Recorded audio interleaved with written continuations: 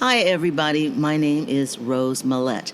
I am a jazz vocalist here in Palm Springs, and I am so honored to be a part of the U.S. Modernist Radio podcast. Mama don't allow no architecture around here.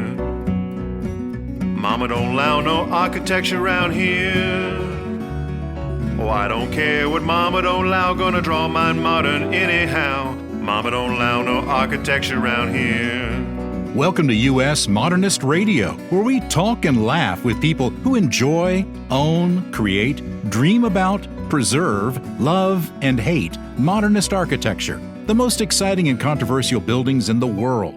Nowhere in the world celebrates modernism better than Palm Springs, California.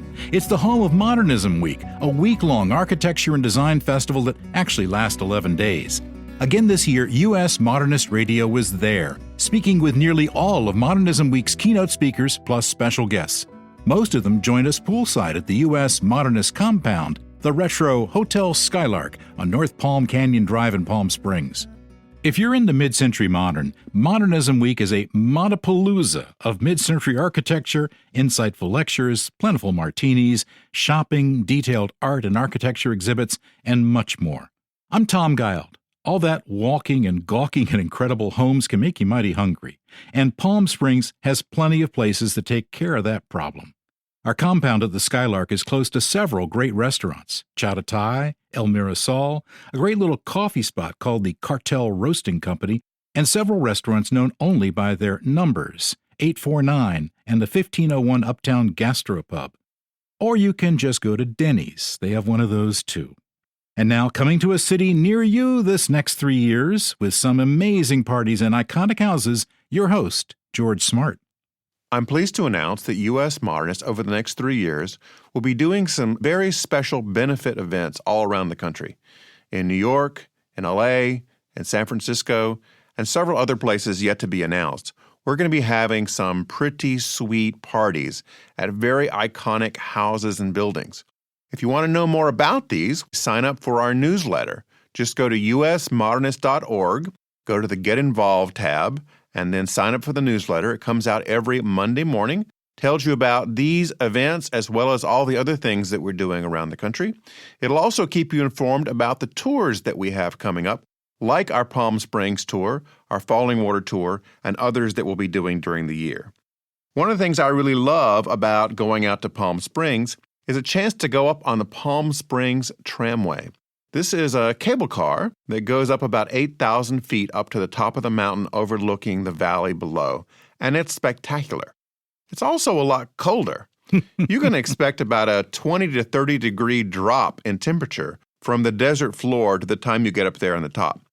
When we go every year in February, it can actually be snowing up there when it's sunny down below. Yes. You can walk around, you can hike up there, there's a bar, there's a restaurant, you can go on little guided tours. It's a great way to spend a couple of hours. I think they also maybe sell sweatshirts up there. They do. Which is a smart move. Yes. And the cable cars themselves are Swiss-made, I believe, very precisely engineered, so that as you're ascending up or down, the car actually rotates slightly so you can get a different view of wherever it is you are.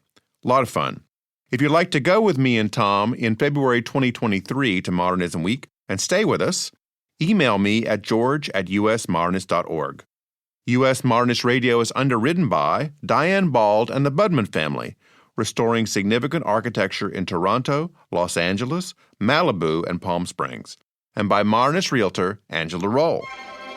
In a classic tale that we are largely making up, modernist realtor Angela Roll worked her way through college, dancing like no one's watching to Mambo No. 5 and brilliantly house-flipping Neutra houses, sometimes simultaneously. At 22, following a celebrity-filled party at a famous hillside modernist house in L.A. involving late-night swimming, fig-infused goat cheese, absolute lime, and a new use for WD-40, Angela was recruited to architecture school. There, she spent years in sleep-deprived design studios. Now, she's a modernist real estate agent with specialized design training, advising buyers and sellers on everything, from appropriate renovation to staging a martini party for 200 people from 2,800 miles away. That last sentence is 100% true. Reach her at angelaroll.com. That's ROEHL or 919-995-0550.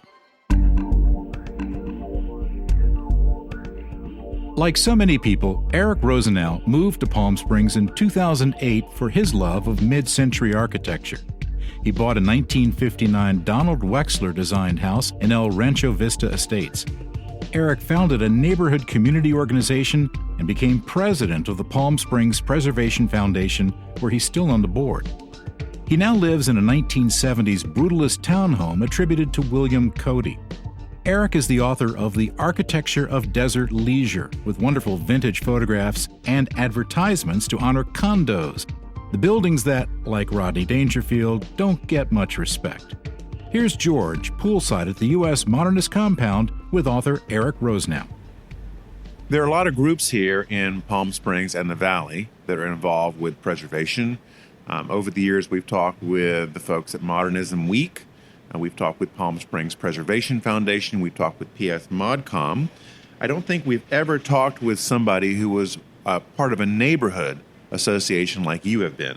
You've been involved with the El Rancho Vista Estates for a long time. So from that perspective, what is preservation like for this town, and how do you manage it from a neighborhood level? Well, El Rancho Vista Estates is a collection of about 70 Wexler-Harrison-designed homes, 1959 to 1961. And we had moved there in 2009, and the neighborhood was sort of coming along at that point. You know, people had kind of found it prior to us arriving. But as we lived there, more and more artistic, creative types began buying in the neighborhood for the architecture. And so while living there, you had a sense of community, people bonding over their interesting houses. And it's an interesting neighborhood because there's only 3 floor plans of the Wexler-Harrison models there. But each home is kind of catered to the homeowner. And so you see their personalities really shine in these beautiful homes. And over the course of time, more and more of the homes began getting renovated, getting brought back to life, whether it's just a new coat of paint or whether it's like a tear down stuff that's been added over time and brought back to what it originally was. So living in a neighborhood like that gives a real sense of community based on architecture. Now, is a neighborhood association the same as like a homeowners association? No. So Palm Springs has, I think roughly at this point, like 46 neighborhood organizations. Okay. And they're organized kind of within City Hall. So there's a kind of a master committee that has a representative of each neighborhood, and they kind of meet and talk about neighborly things. And these neighborhoods are diverse. You know, El Rancho is sort of based on architecture, whereas other ones are based on the tennis courts in the neighborhood or a particular part of town. Or, you know, the Larrabee Cove is kind of special there because it's tucked up against the mountain. Or the Mesa, a very diverse neighborhood, but it's tucked, against Mount San Jacinto. So about 45, 46 different neighborhoods. So there's no dues, there's no rules per se. It's just a kind of a border around collection okay. of homes that are kind of signifying a neighborhood. And these neighborhoods, a lot of them are very historic. They go back, 50, 75 years. So as I understand it, the neighborhood associations put on typically a tour during Modernism Week, mm-hmm. and the funds go back to the neighborhood for projects that they want to do there. So what are some of the projects that you all have done in your neighborhood from these events? Well, way back when we got started, the city went through this sort of thing called the Blade Sign Program. So each official neighborhood designed their own blade sign to put on top of the street signs. And each sign was sort of designed in cahoots with what the neighborhood stood for. So that was, first money project. For El Rancho Vista Estates, for example, we wanted new signage because we had 2 distinct entries to the neighborhood off of major roads. Over the course of several years, we raised enough funds to actually put monument signs backlit, so when you're driving by at night, you know exactly where the neighborhood is. Okay. We brought in one of our neighbors who is a graphic designer who knew all the fonts, and we got real technical as this is a cool mid-century font. Let's exploit that. And so that was several $1,000s, but over the course of a couple tours, 2 or 3 years of tours, the money's there. So you've worked on signs. Are there other kinds of projects you've worked on in recent years? like neighborhoods always give back to the community as well. So for like if you're bringing in X amount of dollars each year, we find some pet projects that are to the hearts of what the board stands for. So like El Rancho is an architectural neighborhood. We gave money towards some of the preservation organizations. Okay. Also other charities here in the valley we've given to. So it's kind of like giving back to the community, which was really special for us. I believe we have a section on our website of your neighborhood. Yeah, I believe of all the houses. I've seen it, yes. Yeah. And drive back through there again because, if it's a couple of years old, more and more homes have been redone and really look good these days. How frequently does a house legitimately get destroyed that's in bad shape or maybe was not modern to begin with? Does that happen in your neighborhood, or were they all identically part of the original tract? Well, the 70 homes that were part of the original tract, the Wexler-designed homes. Okay. There was an additional 20, what they called the ranch houses, that were developed by the same developer, Roy Fay, at the same time. And there were a couple of streets that had stuff added on over the course of years that are part of the neighborhood, but not architecturally part of it. Out of the 70 or so Wexler-Harrison-designed homes, 2 are remodeled beyond recognition. Okay. Which is a very, very high percentage of intact homes that could be deemed historic. Right. So it's really, you don't have a lot of them at all that are kind of off the grid here. And that's what makes our neighborhood special, is because there are so few that are badly done.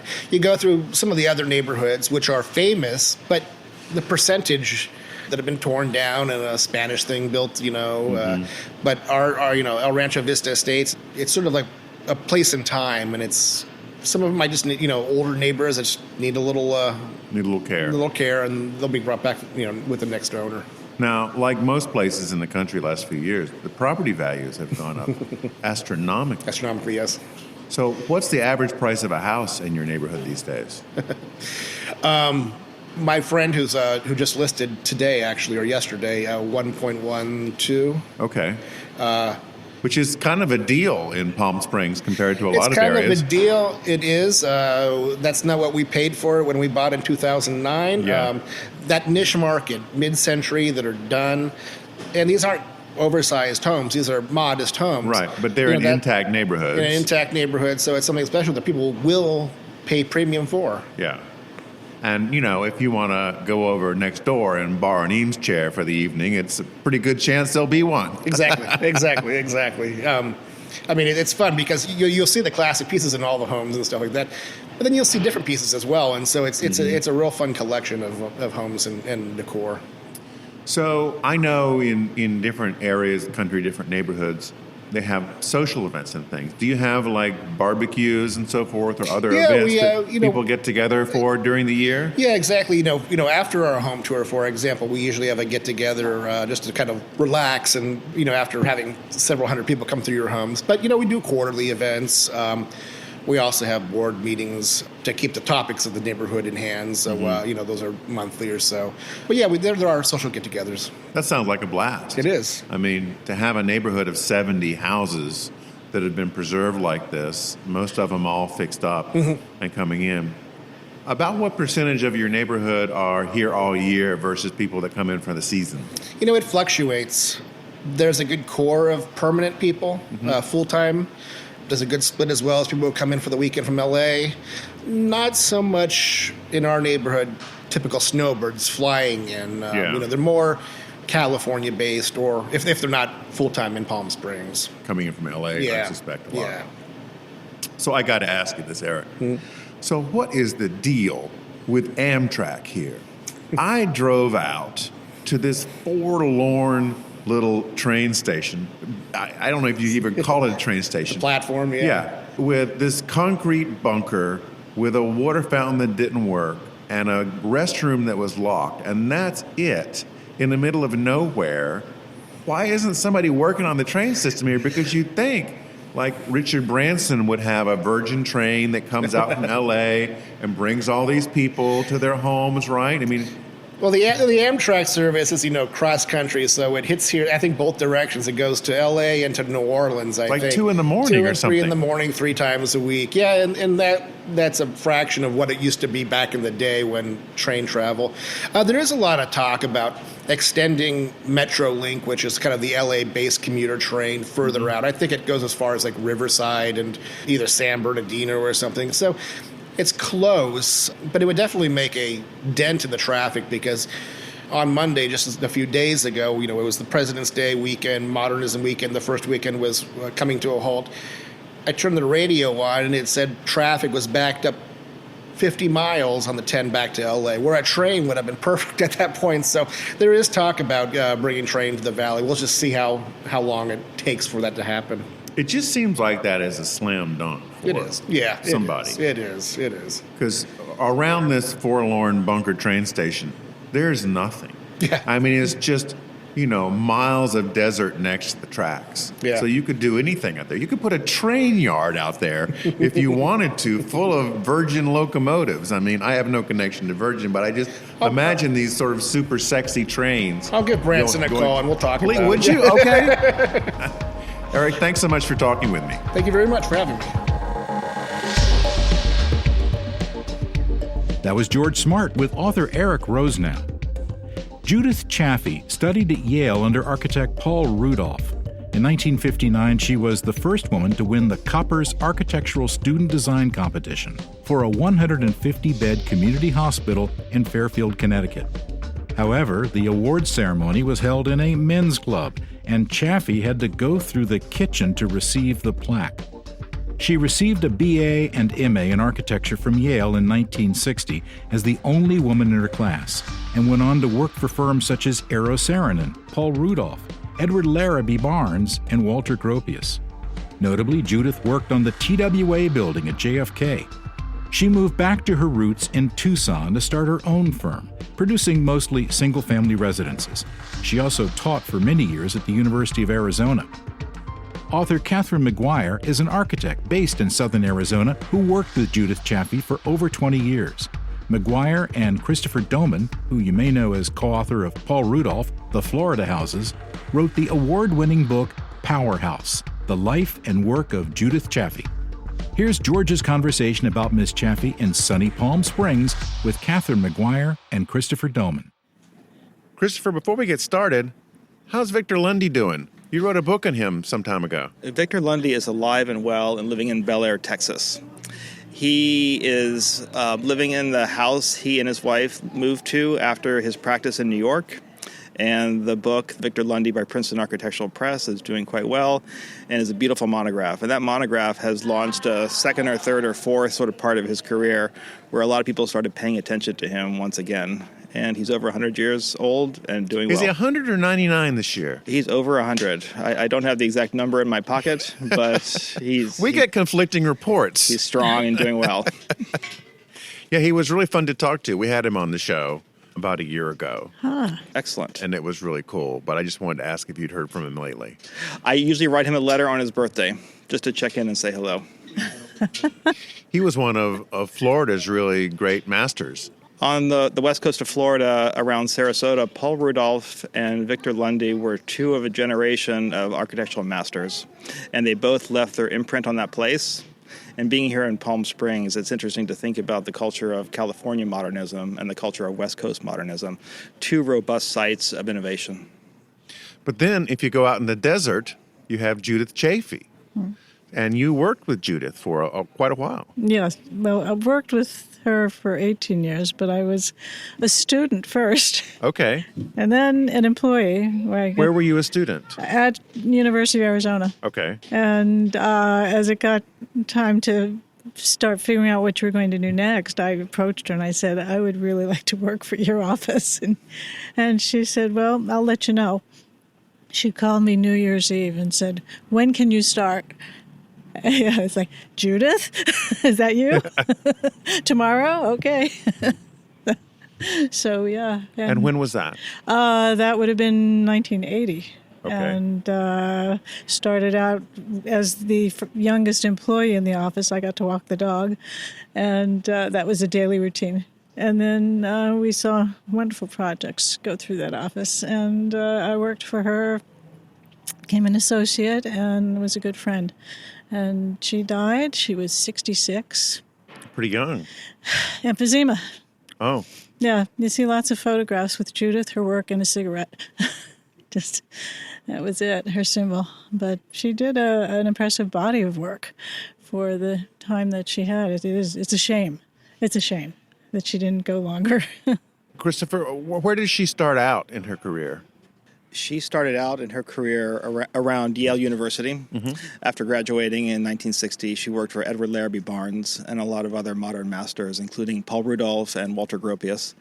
She probably thought that the career might take place on the East Coast, and it was beginning to establish itself there. She was on the cover of Architectural Record magazine, the first woman to have a house on the front cover of Record Houses edition, and the career was skyrocketing.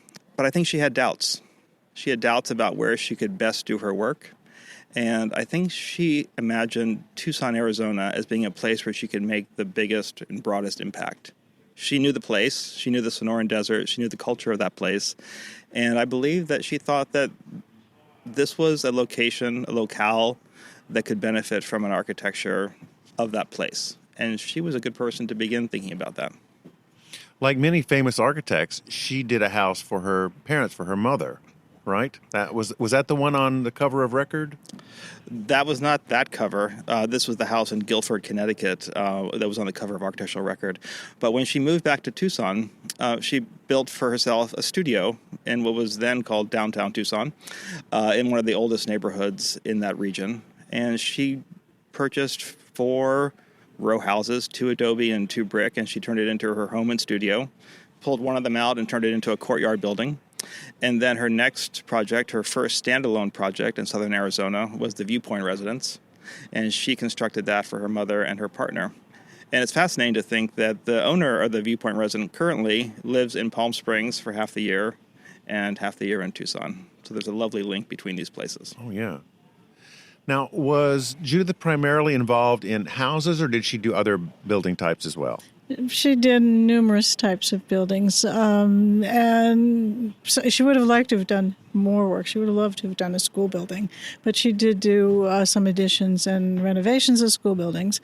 She did a couple of dinner theaters, which was from her connection back east, evening dinner theater in New York, and a couple of commercial projects. We figure her work was probably about 65-70% residential, and then the other was commercial. Okay. Are there any buildings in the area people can drive to now? Public buildings that they can see of hers? The Evening Dinner Theater is still up and running. Okay. That's in Tucson? Upstate New York. Okay, in upstate New York. Okay. Yeah. So in Tucson, I'm trying to think, commercial, don't think any of them are. You know, even with the school projects, they get about 8 years, and all of a sudden you start seeing them tearing things down again. That does happen. Yeah. So not really. If you're in Tucson looking for Judith Chafee projects, consider starting in the downtown area in the El Presidio neighborhood. And along Court and Franklin, there is a good exterior view of her studio building. That block of 4 row houses, and you can see the courtyard inside with a tree coming out. You can see the skylight, and you can see this beautiful plaster on the corner, and that's a good place to begin. Sounds like a nice driving tour. That's a good place to begin, and then you could head out to the hills in different parts of Tucson and look at some houses from the outside. Of course, they're mostly private. They're all private, and a few might be available because some new owners are considering opening them up in ways they haven't before, so that's very good news. Oh, that's nice. In your talk here for Modernism Week, what do you want to share with people about Judith?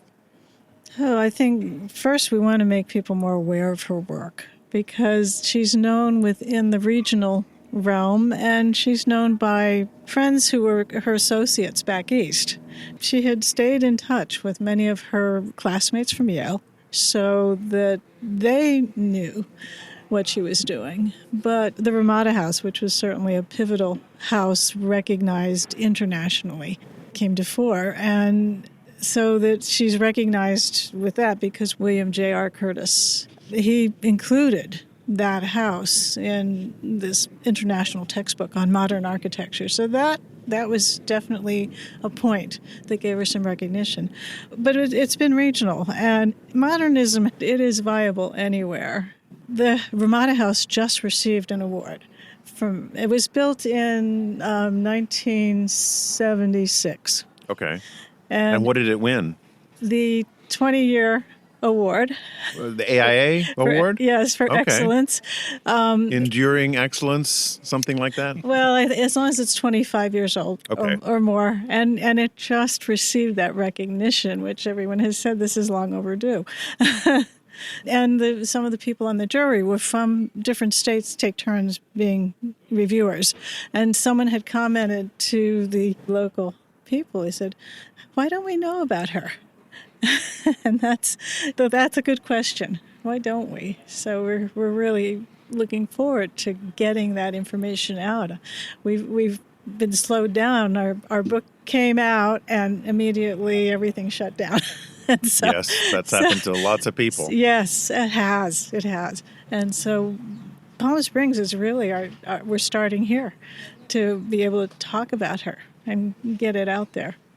Christopher, when you look at a Judith house, what do you see? What are some of her touches that show up over and over as you look across her body of work? One of the topics we often try to get across is the power of these buildings as a human creation. They're aesthetically strong, they're beautiful, and stereotypically they connect with the landscape. So when you look at it, you can see that. So on one level, that's something we often talk about. But these houses are also very attuned to their place in special ways. And I think Judith Chafee was well positioned to begin to think about how to build in the desert landscape pre-air conditioning. So she grew up in the 1930s in Tucson, and in a desert like the Sonoran Desert, you have to figure out ways to live graciously. So, for example, when she was a young girl, they would go up on the second-story roof and hang wet sheets in order to create evaporative cooling. So she had memories of how you establish territory in a site and how to know where to build. This is so old tech for me. So how does this work? You go up on your roof? Correct. Okay, and you hang wet sheets from what? Like a clothesline? So the current technology is called the evaporative cooler, where you'll have a filter that water runs over it, and when you blow air across the surface, the air that comes out the other side is actually cooler than the air that goes in, to a certain degree, as long as the climate is dry. If you're in a wet, humid climate, it doesn't work. So she understood these really basic things that you do to modulate climate.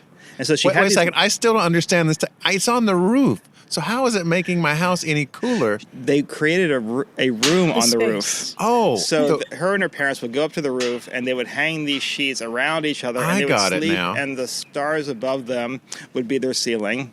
And air would move up and down the valley create of Tucson, the moist air. And it would create a microclimate of cool air.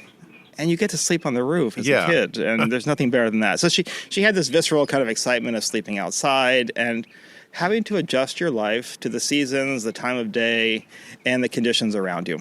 And I think that lesson and that wildness is in her work.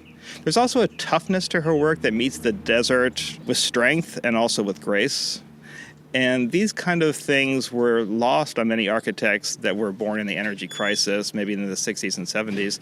She was born in the early 1930s, so she had this older kind of wisdom that she brought to living. So she didn't first look to mechanical air conditioning systems. She first looked to siting. She first looked to orientation. She first looked at natural lighting strategies and anything you could do to modulate the climate before you turn on an air conditioner. What did you learn most working with Judith? What had changed your life as an architect from being there? Wow. Okay, I have to think about that for a second. Okay. I had done some part-time work at the university in their architectural department, which was pretty much a bureaucratic, small function. And so that then my real first job in an architect's office was with Judith. So I did not learn what other offices did. I learned what her office did. And that was very specific. And it was a small office, so that you worked on everything. You weren't assigned to just work on bathrooms or just work on the outside fencing, parking lots. You worked on everything. And that was wonderful to be able to have that variety of experience. Also, Judith was very hands-on, so that every meeting, she was pretty much there. And she was the drive of her office. That put a lot of pressure on her because when you're teaching, 3 studios a week, 3 days a week, and then having projects in Sonoyta that's 2 hours away south, or then another project that's 4 hours north in Pine Top with the shingle house, she was very busy. I mean, her life was her office, her teaching, and that was pretty much it. So you saw the sacrifice that a lot of architects do make that are really committed for to their craft. their work. Yeah, very much so. And I admire that because she really was on a mission to focus on the honesty in architecture. So she worked hard. And the fact that you did learn, we did shingle houses, wood shingle houses, because there were projects in Michigan and back east and northern Arizona. We worked on concrete houses. We worked on steel and glass buildings, full variety. Sounds like a really fun time. It was excellent. It was really wonderful.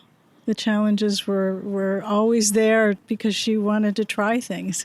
It wasn't just, we'll just take that, see that detail on that project, just put that over on this project. That did not happen in her office. For the AIA Award recently that Kathy and I submitted for, we submitted the Ramada House for an AIA Award for Arizona. And the head of the jury, Sheila Kennedy, said that this project would have won an award whether it was in the 25-year category or whether it was submitted today. And the fact that that work that we submitted from so many years ago holds itself against some of the great work that's going on in the Arizona School right now, I think is a testament to that enduring legacy. The book is Powerhouse, The Life and Work of Judith Chafee. Thank you so much for joining us. Thank you for having very us. much. That was George talking with Kathryn McGuire and Christopher Domin about Judith Chafee. And now it's time to check in with our special correspondent, Louisa Whitmore.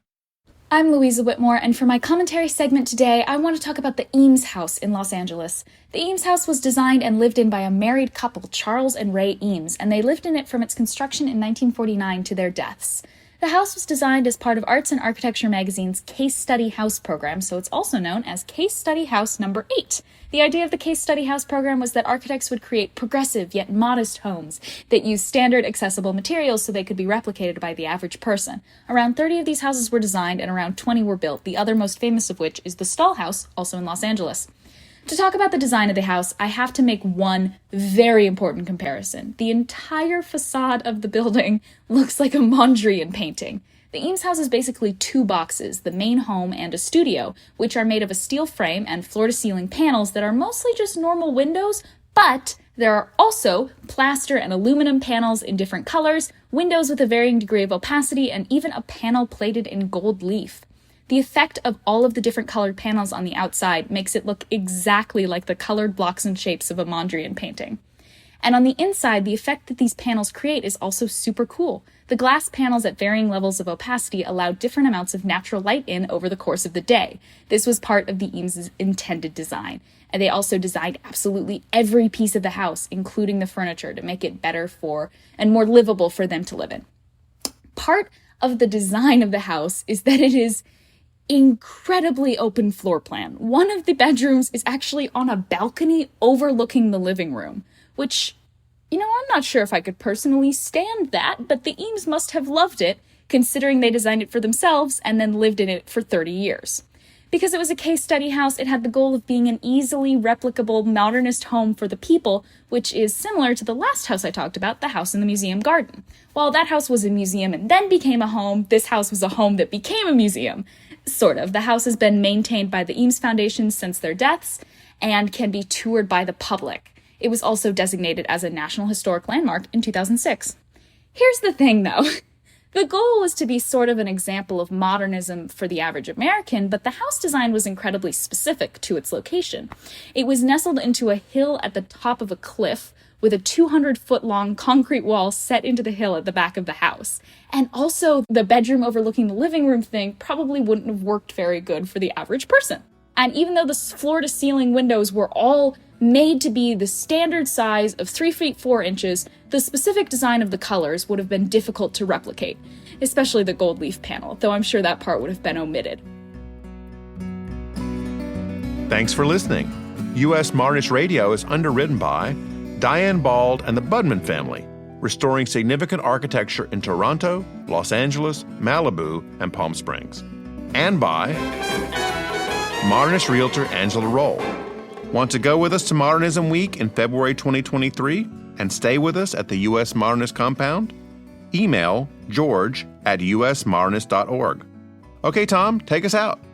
Visit usmodernist.org's massive archives to listen to past shows, discover documentation of 15,000 significant modernist houses, and access 4 million pages of classic 20th century architecture magazines. U.S. Modernist Radio is produced by Soundtracks Recording Studios in Raleigh, North Carolina.